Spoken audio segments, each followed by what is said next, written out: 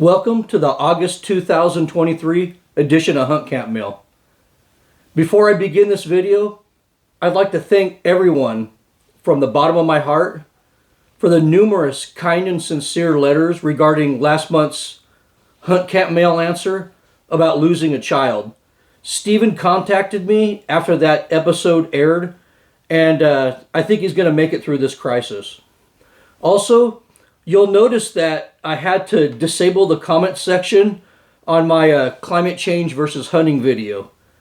I just had batshit crazy people cussing and yelling at me, claiming that the earth is only 10,000 years old and the fossil evidence was put there by Satan to trick us. Other batshit crazy people said we need to give the UN regulatory power over the United States. And people were reporting that video to YouTube management. They're basically turning me into YouTube over that video. So I just shut it down because I don't have time for people's drama. Well, I did get a lot of letters this month, a lot of good ones too. So this is probably going to be one of those old school long format Hunt Camp mails. So sit back, relax, and grab your favorite beverage as we answer everybody's mail from the month of August 2023. And our first letter for the month is from Paul in the UK. Paul wrote, I visited the game fair here in the UK over the weekend with my family. Holland & Holland had a stand, and as part of their display, they had a 4-bore rifle. Some 20 years ago, a representative of the company joined in an express rifle range day and brought with them a 500-465 double Royal model, and what I'm sure was a 4-bore. We could not shoot the 4-bore, but it was interesting to handle. I say handle, but in truth, it is very heavy, and even as a younger man, I could not bring it to the shoulder in a firing position. Truly a monster.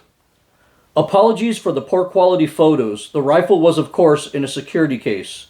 Have you ever fired anything of this type? If so, how did you feel afterwards?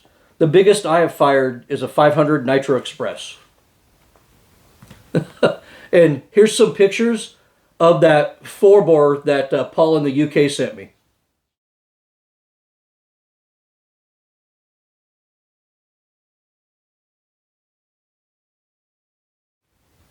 I've never shot a 4-bore, or really anything close to that, to tell you the truth. I did attend a charity shooting event, and a guy brought a 577 T-Rex with him as kind of as a novelty, and he let 3 of the guys in the club shoot it, but regrettably, I wasn't chosen to be one of the people to shoot it. But it would have been cool to feel over 10,000 foot-pounds of muzzle energy out of that bad boy. But I do own a 505 Gibbs and have also shot 500 Nitro Express, but those aren't horribly recoiling guns, in all honesty, to me at least. The most horrendous recoil I've ever felt was with a 460 Weatherby Magnum rifle that weighed 8 pounds. And I'm not recoil sensitive in any way, and that was literally the only rifle I fired that I think has ever hurt me. He ended up selling that rifle immediately and hunting with a CZ 550 and 416 Rigby. That 460 Weatherby just makes absolutely no sense. But that 4-bore definitely looks wicked. I couldn't imagine shooting a 1-inch diameter, 2,000 grain bullet off the shoulder in a hunting rifle. That's just crazy. And our next letter is from Tim from Prescott, Arizona. And as you know, if you're from Arizona, you don't say Prescott, it's Prescott. Same with in Utah, you don't say Hurricane Utah, it's Hurricane. So Tim wrote, I attached a link to a video that shows the owner of Hammer Bullets, Steve Davis, taking an unethical shot and killing a baby oudad. I know you hate forums, but the Long Range Hunting Forum, which Steve sponsors, there's a long thread about that video. Steve claims it was an unavoidable accident, and of course, all the members on that forum give him a pass and make excuses for him because they are sheep. He actually published that episode, which is where the video came from, but they obviously tried to hide what happened by editing the dead baby out of the video and acting like it never happened. After listening to some of the things Steve says and watching him hunt, I honestly don't think he knows what he's doing. Can you critique the video and give us your opinion? Maybe we can learn from it. Well, I watched that video link that you sent me, Tim, and I'm going to share it with my viewers too and give you a little bit of commentary on the video. So let's let that roll. This appears to be a canned hunt of some kind. Probably definitely a canned hunt. That group of outad is bunched up really tight, and that's a no-shoot situation in my opinion. You could see several sets of legs behind that bigger ram. Yep, there's definitely a dying baby behind the ram he shot. It looks like Steve shot from close range, probably under 100 yards here, or about 100 yards. And here's a frame, a still shot, from right before he took that shot on that outad. And you could see several sets of little legs underneath and behind the ram he shot. Remember firearm rule number 4, because this is a clear violation of that in my opinion. This is a situation where there was a clear danger of collateral damage, and I don't think you could sugarcoat that. But there's 2 logical explanations here. Number 1, he might have had buck fever and rushed the shot without thinking things through. Or number 2, his scope magnification might have been dialed so high that his field of view was just too small to see the whole scenario. Either way, those were both rookie mistakes. I repeatedly tell you guys to always hunt with your scope on its lowest power setting and only dial up as much magnification as you need at the time. You know, field of view is extremely important. I'll also add that if you need to grip your scope to get leverage on the bolt handle to lift it, your loads might be dangerously hot. If you watch the end of that video, Steve's bolt handle was definitely stuck after that shot. But I could say that I've never taken a shot like that in my life. I was taught to pass on those shots when I was a young boy, but I'm not everyone, and perhaps he wasn't taught to do that. You know, I don't think he was intentionally trying to do a bad thing, and I'm not going to accuse anybody of that. You know, it was obviously just a careless moment, you know, in my mind. But in the end, these are usually the best teaching moments, and, you know, perhaps some good will come of it. And before you ask, I am testing out hammer bullets still, and I have over a year of experience with them now. But as you know, I don't review products until I put them through a lot of use and collect lots of data. So I plan to release that video probably later this winter. So stay tuned for that. And our next question is from Benjamin from Charleston, South Carolina. Benjamin wrote, I found your Dangerous Game Optics video to be full of great information. I shoot 3-gun when I can, and I've never heard about these optics explained from a hunting point of view. It actually makes sense that everything is a compromise. You were also the first hunter I've seen talk about the lack of durability with most hunting scopes. When you stated that with high-end optics, the lighter the scope, the less durable it is, you instantly gained credibility with me. Of particular interest to me was the part about LPVO optics. I noticed that your preference for LPVOs is in the 1-4 and 1-6 range. When I see guys running 3-gun or tactical shooting, everyone has migrated to the 1-8x or newer 1-10x scopes. Why aren't those as popular among hunters? And that's a very keen observation and a great question in my mind. I do prefer LPVOs with 1-4 or 1-6 magnification for especially dangerous game hunting for a couple of reasons. You know, the 3-gun guys, I used to shoot 3-gun, don't really care or usually know about the fine details of a rifle scope. You know, I don't mean that as an insult. What they basically do is they'll buy a really rugged optic with decent glass and really good turrets that are accurate, during dialing up and down all day for years. And they buy a scope like that and slap it on top of their AR-15 and pretty much call it a day, and they're happy with that. They don't worry about things like eye relief, low light performance, tube length, and exit pupil, because they don't have to worry about things like that. But as hunters, we know that in very low light, the human pupil will dilate between 5 and 7 millimeters.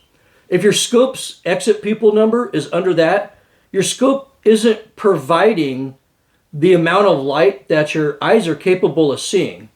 Basically, you're hurting low light performance as you increase that magnification.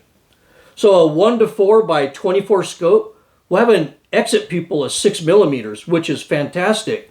And a 1:6 by 24 scope will have probably a little over 4 millimeters, which is right at the edge of acceptable for low light performance. I would say that 80% of the animals that most hunters kill are in low light conditions. We can hunt 1/2 hour before sunrise and a 1/2 hour after sunset, which is pretty damn dark, in truth. So the low exit pupil of high magnification LPVOs is kind of useless to hunters.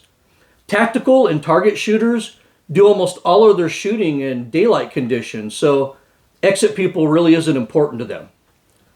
Low light hunting with a dark target against a dark background is where hunting scopes really earn their reputation, and is one of the many reasons we'll take a Leupold over a Vortex or a Swarovski over a Night Force, because we like that superior glass. European scope manufacturers spare no expense when it comes to glass, because Europeans often hunt boar at night by the light of the moon.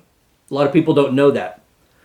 Sure, you can dial down your scope for exit pupil, but you just spend an extra $700 for a 1:10 scope that has no advantage at all when it's time to shoot a buffalo 20 minutes before sunrise. So hunters see a 1:10 LPVO as a waste of money and weight more than anything. The 3-gun community kind of evolved the LPVO into a direction that benefits them, but really doesn't benefit the hunter.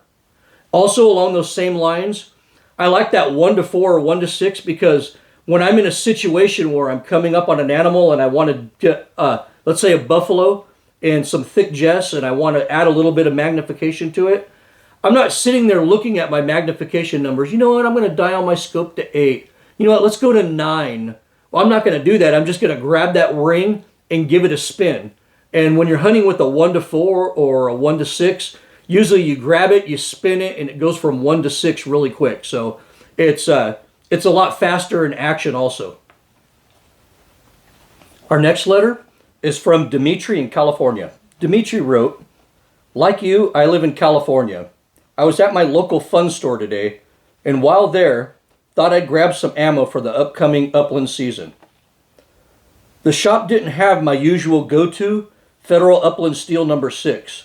They did, however, have Winchester Super X number 6, which sucks, and Kent Upland Fast Steel number 6. I agree that Winchester Super X birdshot is absolute crap. I've heard good things about Kent. The only problem is the Kent ammo isn't on the CDFW list of certified lead-free ammo, unless I'm blind and completely missed it when I was checking. I contacted the California Department of Fish and Wildlife Law Enforcement Division in the past to ask if ammo or components used must be on this list, or if the list is mainly a guideline. I never received a definitive answer." Well, that state of California list that you're referring to is only for rifle and handgun ammo. For birdshot, the state of California goes strictly by federal standards, as indicated here.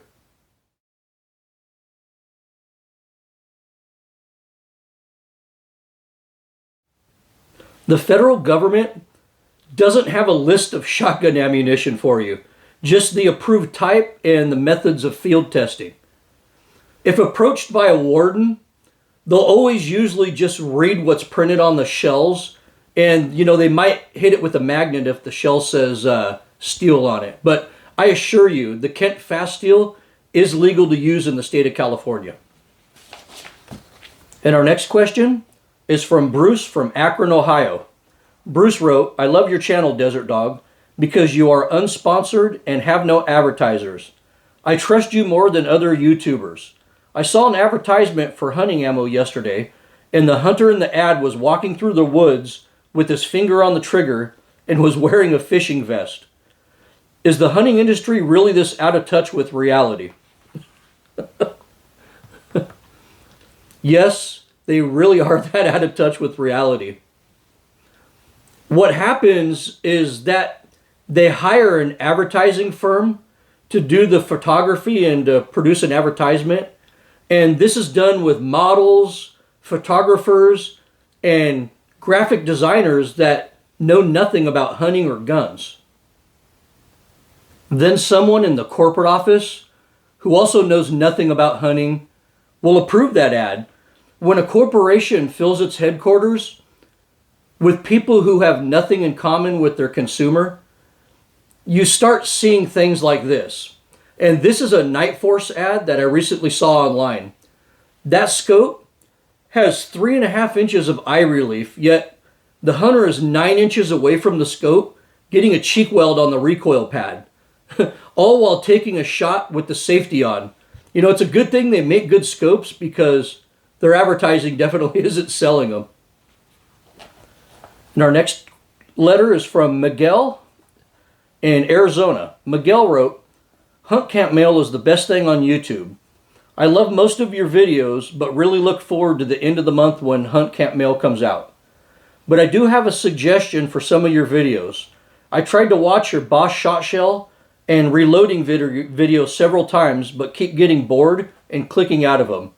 I think you need to cut all the range shooting out of the videos like that and just give us the results. I have a feeling that everyone fast forwards to the end for the results anyway. Your channel deserves much more publicity and subscribers. If a guy shooting factory ammo into clay blocks gets 500,000 subscribers, you should have double that. I wish you the best." Well, thank you for the compliment and for the constructive criticism. I know I hate it when somebody just can't get to the damn point. And I guess I'm sometimes a hypocrite in that regard, because I do often do it myself. In videos that involve testing for groups or ballistic performance, I almost feel like people won't believe my results without showing them the actual testing. But I guess I'm a natural skeptic and I project that out on others, but maybe I shouldn't. I try to be thorough, but perhaps it is boring and makes an otherwise straightforward video a poor viewing experience for a lot of you. So I'll consider your advice, and maybe I'll try to simplify my videos and make them a little bit easier to watch.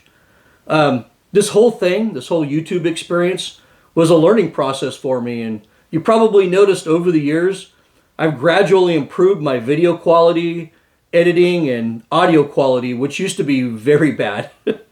Remember, I'm a one-man operation here and do everything myself, so please bear with me as I continually try to improve myself.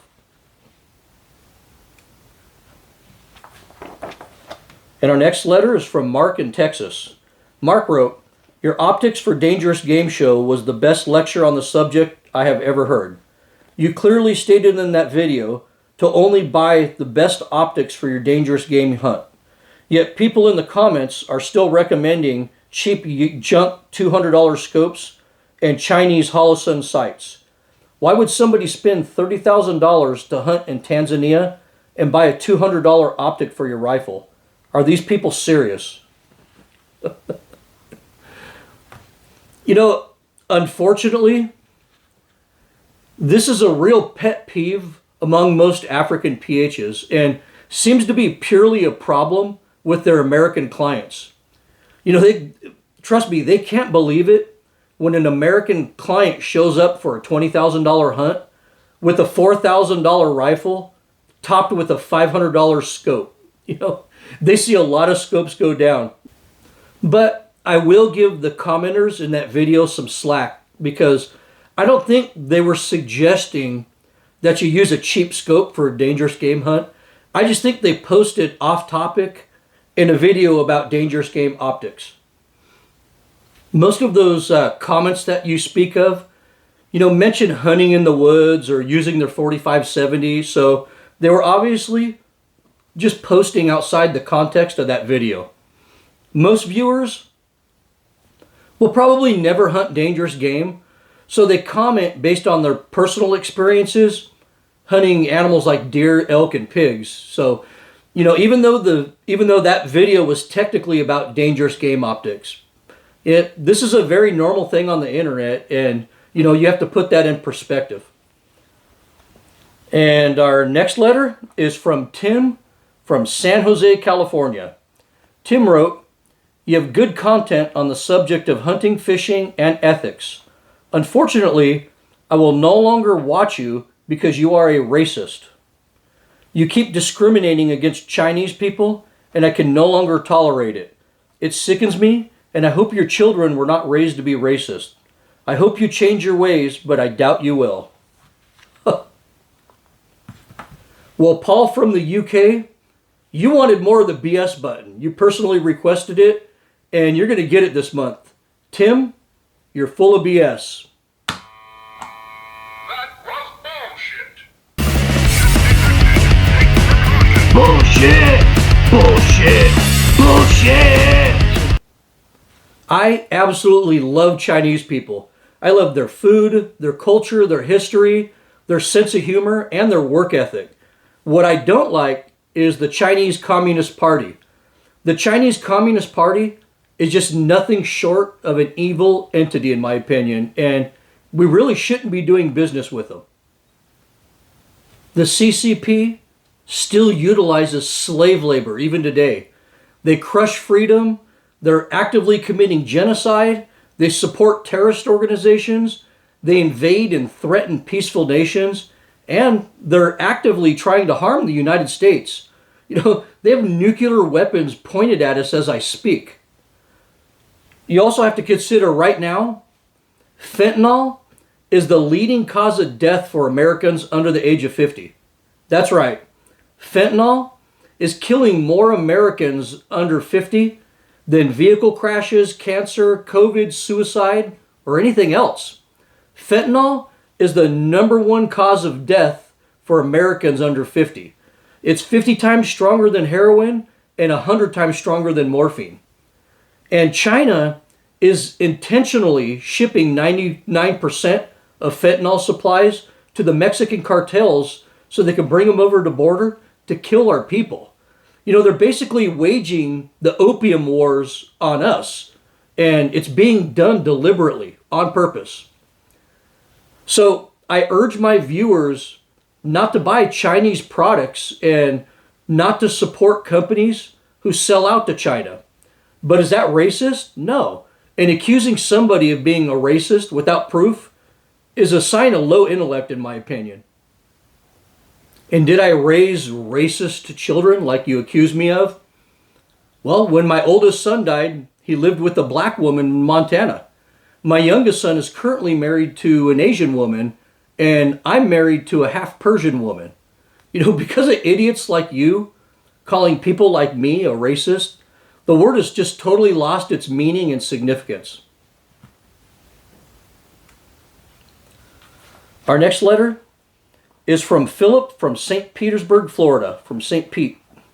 Philip wrote, "You use a lot of expensive or custom rifles, and I understand why. But if you had only $550 to $650 budget, what hunting rifle would you buy for yourself?" I'd probably buy a Weatherby Vanguard, to tell you the truth, if I can only afford to spend $600, $650 on a hunting rifle. That Weatherby Vanguard's got a 3-position safety, an M16 style extractor, a thick machined integral recoil lug like a Model 70, a great barrel, a great trigger, and it's made to safely handle ruptured cases better than most designs out there. No other budget rifle on the market will give you what the Weatherby Vanguard does at that price point. So that's what I would buy. And our next letter is from Danny in San Diego, California. Danny wrote, I remember that you've caught sailfish on a fly rod before in Costa Rica. I'm going to Crocodile Bay Resort in Costa Rica in February of next year. As practice, I caught a couple of Dorado on my fly rod this summer in Baja waters. Those small 20-pound Dorado kicked my ass. To me, sailfish seem almost out of the realm of possibility for a fly rod. Do you have any advice for a novice fly angler? Should I just stick with conventional fishing? Or maybe the drag on my 12-weight reel isn't up to the task and I need a new reel. You don't need a new reel. Fighting big fish in saltwater on a fly rod is a completely different skill set than using conventional or spinning tackle. You know, we use angles and leverage to fight fish, not the lifting power of the rod itself. Basically, the top 2/3 of a fly rod, you know, pretend this goes out 9 feet. The top 2/3 of a fly rod are purely for casting. And the bottom third of the fly rod, basically what you see right here, is for putting pressure on the fish. So we snug the butt into our body and position the rod so we're only bending this lower third of the rod right here. It's almost impossible to bring in a big fish with the fly rod up at a high angle like this because you have absolutely no leverage on it. So bring it in tight to the body, keep it low, and fight with only this section of the rod right here. Secondly, we don't need a lot of drag in fly fishing, even in salt water. The resistance from the fly line laying in the water and the friction of the line and the rod guides put tremendous pressure on the fish, often more than the drag pressure of the reel does. So a 12 weight, in my opinion, is just way overkill for Dorado. I can easily whoop almost any Dorado on a 9 or a 10 weight rod. So I think you need a better understanding of how to use a fly rod in saltwater. There was a popular internet forum thread many years ago where a lot of the top professional tarpon fly anglers were asked to what they set their reel drag at for fighting a fish. And when their actual drag settings were measured directly off the reel, most were only using 3 to 4 pounds of actual reel drag, and none of them were really using over 6 pounds of reel drag. You know, if that tells you anything, even a lot of the tarpon anglers were surprised that they were actually using such light drag. You know, we also use angles to our advantage while we're fighting a fish. You keep the rod low and angle it away from the fish's direction of travel, and this really helps tire them out fast. Additional pressure can also be put on the fish by palming the reel. You know, I do this a lot. It works great. And the more experience you get, the more you got a feel for the fish, and you can put just the right amount of pressure on it by palming the reel. Or you could put additional pressure on the fish by pinching the fly line against the cork. That works really good too, but just make sure you don't do this if you're into your backing, because that's a good way to get a nasty cut. But with a 12 weight setup, you should be able to easily horse in a 20-pound Dorado or any Pacific sailfish that you get. So you definitely need to work on your technique. Andy Mill has some great videos and magazine and online articles about fighting big fish with the fly rod, and I'll send you some links to those. Our next letter is from Larry from Canada. Larry wrote, "The optics for dangerous game video was brilliant. I will never hunt Africa, so I have no use for the types of scopes presented in that video. So let's talk deer scopes. For typical deer hunting situations in Canada and the States, what size objective lens do you find to be the best?" Well, I think a 40 to 42 or maybe even 44 millimeter objective is perfect for an all-around deer rifle that does everything.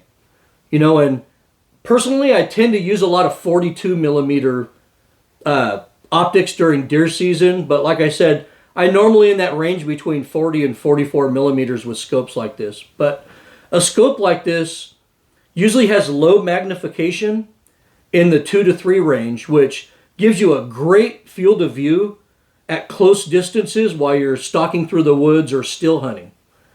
And they also usually have a high enough magnification, usually in the range of like 9 to 12 power, which is perfect for longer shots out to ethical hunting distances or even some range work. This size also gives really good low light performance within its magnification range. You know, at 6x, a 42 millimeter objective gives you a perfect 7 millimeters of exit pupil. But in my opinion, when you get above about a 44 millimeter objective, scopes get heavy and require you to mount the optic up higher, which you really don't want on a hunting rifle. So if I had to pick one objective size for deer hunting everywhere in North America, I'd probably go with a 42 millimeter objective, but everyone has their own personal preference. Our next question is from Ken in Kansas. Ken wrote, if you were to go on an elephant hunt, possibly walking up to 20 miles a day, what would be the most rifle weight you would feel comfortable lugging around? I'm not sure if I answered this in my Africa Q&A or preparing for a buffalo hunt video or not, but I assume you're referencing big bore rifles in this 45 caliber and up because you referenced elephant hunting. The big bore hunting rifles I've owned span everything from 458s to the mighty 505 Gibbs, and they include Winchesters, CZs, Mausers, and a Heim double that I just sold. Every one of those rifles are in the 10 to 11 and a half pound range, and that's with optics. And I have no problem carrying them all day, you know, especially on a sling. And I think a 10 to 11 pound big bore rifle carries well and handles recoil well. So rifles in that range are fine for your 20-mile trek through the Jess hunting elephant, in my opinion. And our next letter is from SL in Frazee, Minnesota. SL wrote, I wanted to let you know how informative and interesting I found your vintage scopes video. After watching your video, I found a Bausch & Lomb Balvar 8A and mount for this rifle. The scope has amazing glass that is on par with some of my 1990s Leupold VX2 scopes. I recently acquired a 1955 Winchester Model 70 featherweight in 243. What scope would you recommend for this rifle? I don't intend to shoot it a bunch, but I would like something fairly robust that will go another 50 years. Also, how's the Gladiator treating you? My wife has 55,000 miles on her 2020 and not a peep of trouble. Well, I'll answer your first question first. I think a lot of people watched my vintage hunting scopes video and didn't get my main point in that video. Most people watched that video thinking they were getting some type of confirmation bias, but they really weren't. In fact, I believe I told people that modern scopes are many times better than those old vintage scopes that I was reviewing. You have to be a realist here and acknowledge that most of those vintage hunting scopes have really bad wire reticles, worn erector springs, inferior glass, and probably rotted seals in them. When I'm serious about hunting, I never try to use a vintage scope. You know, I have vintage scopes on several old rifles, but I really don't hunt with those. And all of my pre-64 Model 70s that I use for huntings have modern scopes, you know, from Leupold, Trijicon, Zeiss, or Swarovski on them. To me, glass is more important than the rifle, so even if I hunt with the vintage rifle, it usually wears modern glass. So get a quality variable power scope with a 40 to 44 millimeter objective on it, and it'll match that awesome Model 70 perfectly. Sounds like a great rifle too. And our Gladiator Rubicon has been fantastic so far. We've been hunting and fishing with it for almost a year now, and my wife likes it so much that she even daily drives it. You know, it gets to places that IFS rigs like Toyotas can't get to, and the Rubicon package means that you have very little modifications to do to the rig. It's basically almost ready to go straight from the lot. It's just the perfect hunting vehicle. And our next question is from Neil from Herman, Utah. Neil wrote, I have noticed your vintage Outdoor Life magazines used as props on your set. My father gave me his magazine collection from the 60s, and they fueled my dreams as a young boy. I love to reread them to this day. I really enjoy the stories, articles, vintage ads, and to see how hunting has changed over the years, and the artwork on the covers. Do you have a collection? The magazines you featured look to be in excellent condition. Well, I do have a small collection of vintage magazines. Some are from family members, and if my friends or family come across those types of magazines at antique stores or yard sales, they'll usually let me know. You know, I enjoy them for the same reasons that you do, and they often even inspire videos on this channel. Those old hunting magazines really put things in perspective, particularly how trends in the hunting world always seem to go full circle. Things people think are new and innovative today are really just things that hunters have been doing for over 60 years. You see articles from 1970 with guys shooting sub-MOA groups with factory rifles and ammunition, and you see the exact same things in magazines today. And our next letter is from Hagen from Germany. Hagen wrote, how would you prepare a wood stock specifically for rain and moist weather? Just a fresh coat of oil, wax, or something entirely different? Well, Hagen, if you watched my video titled Preparing for a Buffalo Hunt, I believe I go through some of my rifle preparation routine with the wood stock. I coat all of my wood stocks with a product called Renaissance Wax. I don't know if you could see that on the camera. And it does a really good job protecting wood stocks and rifle components from the elements. With my vintage collector rifles, I just coat the entire gun with this stuff before I store them in the safe.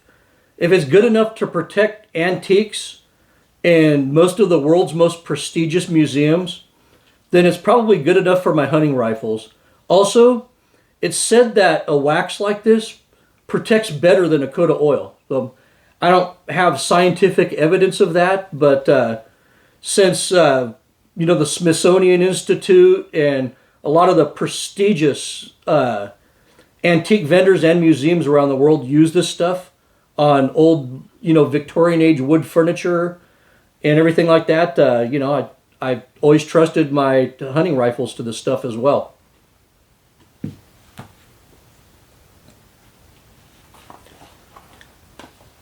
And our next letter is from Damien.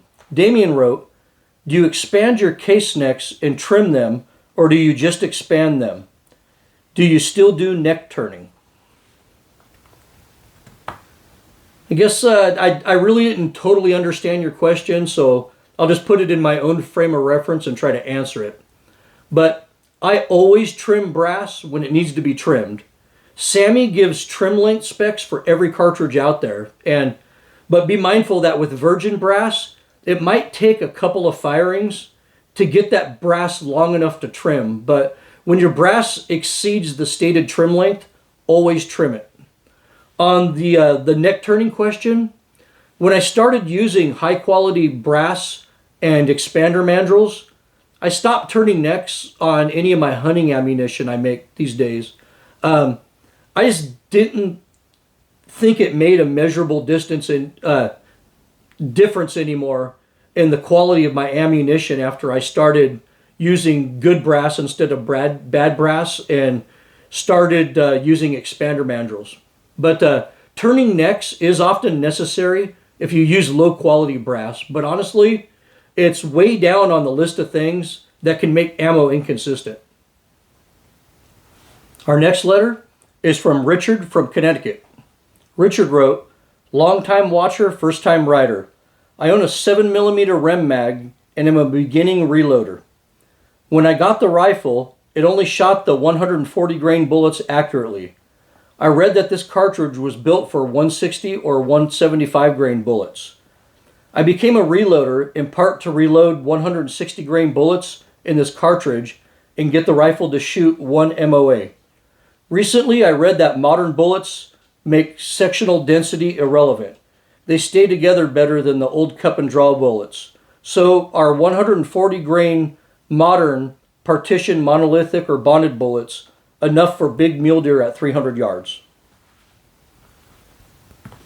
The short answer is yes, but I'm going to give you the long answer here. I really think you need to watch my video titled Beginner's Guide for Reloading to make sure that you're using a proper reloading process instead of just guessing, because if you can't get the 160s to shoot, I guarantee you you're not using a proper reloading process. And using the right process solves 99% of the issues that new reloaders have. So you need a load development process, or you'll never realize the true benefits of reloading. Also, bullet choice often revolves around barrel twist rate, which doesn't mean the weight of the bullet, but rather the length of the bullet. Ruger #1 barrels have been all over the place throughout their history, depending on who made the barrels, especially before Ruger started cutting their own barrels. You know, you might have one of those old 1 in 10 twist barrels that isn't going to like the longer bullets, or you know, a Douglas barrel that came in 1 in 9 1/4 twist that'll easily shoot 160s and 175 grain bullets. But I do know that the new #1s come with a 1 in 9 1/2 twist barrel and 7mm Remington Magnum, and that'll easily shoot all 160s. But yes, a 140 grain bullet doing 3,200 feet per second will easily kill any mule deer at 300 yards if you put the bullet in the right spot. And our next letter is from Justin from Galveston, Texas. Justin wrote, "I just found your channel after watching your Lobsterfest video. I was at Lobsterfest too, and I wish I was hanging out with you guys because you had way more fun than me. After finding you, I binge watched at least another 20 of your videos. I can't believe your channel isn't more popular, or I didn't find it before. Anyway, I kept re-watching the part of the Lobsterfest video where you caught the tarpon. Your guide kept telling you, 'Good job,' over and over, while my guides are always pissed off at me and scolding me when I fish for tarpon. You literally did everything textbook perfect in that video." You know, as you found out, flats guides are a different breed of captain. When you're fly fishing on a skiff, it really is a team effort between two people, the captain and the angler. When your guide works his ass off all day in tropical heat, pulling the boat around manually to get you a perfect shot, and maybe even your only shot at a fish, he expects you to do your part, and will get frustrated if you don't put forth a good effort. Unlike most fishing guides, saltwater fly guides are very selective about their clients. Most of them just don't take anybody off the street. You know, that they want serious clients who know how to fish on a skiff. You know, they know that if you don't know the ready position, how to double haul, how to strip set, or how to play a fish, there will be no fish caught on that boat. You know, the guide is in the back of the boat standing on an elevated platform, spotting and pulling for fish. So he doesn't have the time to teach you how to fish, and he could get really frustrated. But you need to work on your fundamentals, Justin, and practice your ass off before taking a tarpon fly fishing trip. You know, that way your guide will be telling you, "Good job," instead of "What the fuck?" Our next question is from Alan. Alan must not watch a lot of hunt camp mail because he didn't say where he was from. But Alan wrote, "What are your thoughts on Mauser M18 standard model rifles?" You know, Alan, it's just a rebranded Sauer 100. And I really don't like the floating recoil lug, and I really don't think that action is as smooth as other actions in that price range. You know, they also make stupid barrel twist rates for the M18.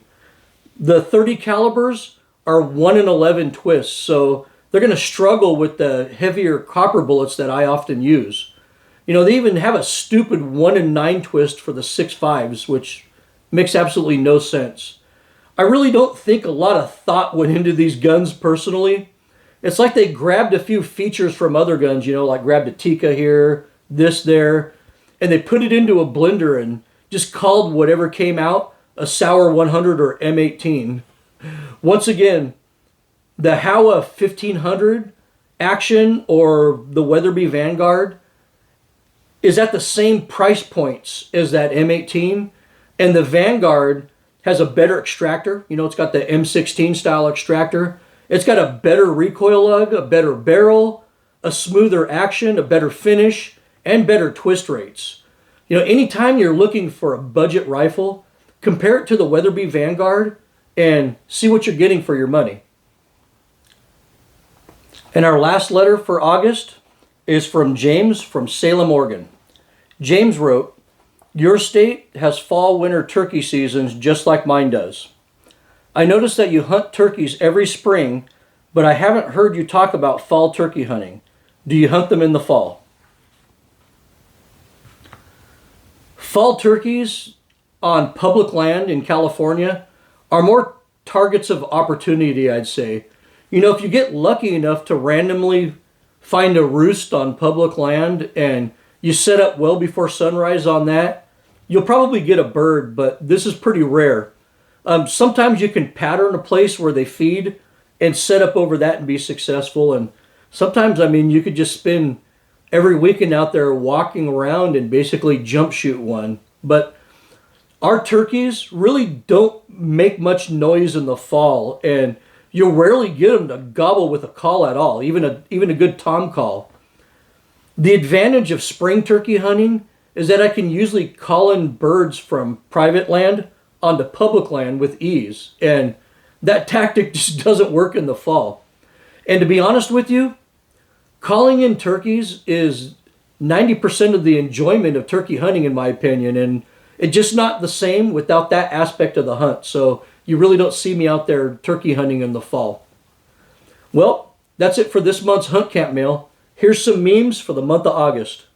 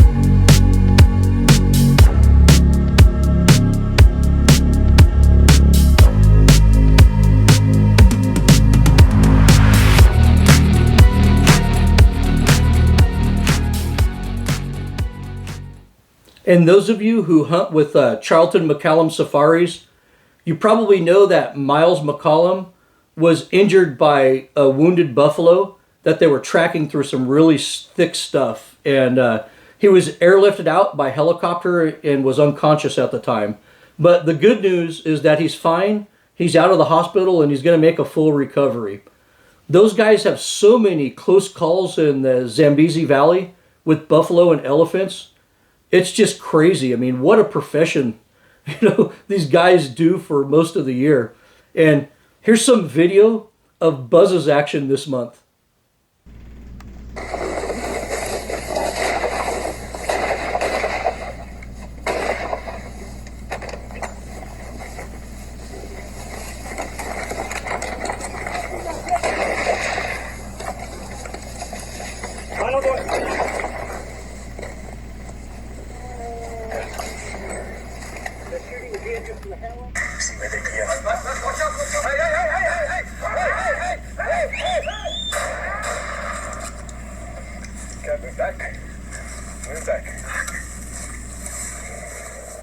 And that's pretty much as real as it gets, and why you need to practice a great deal, shooting, moving, and reloading before you book these free-range dangerous game hunts.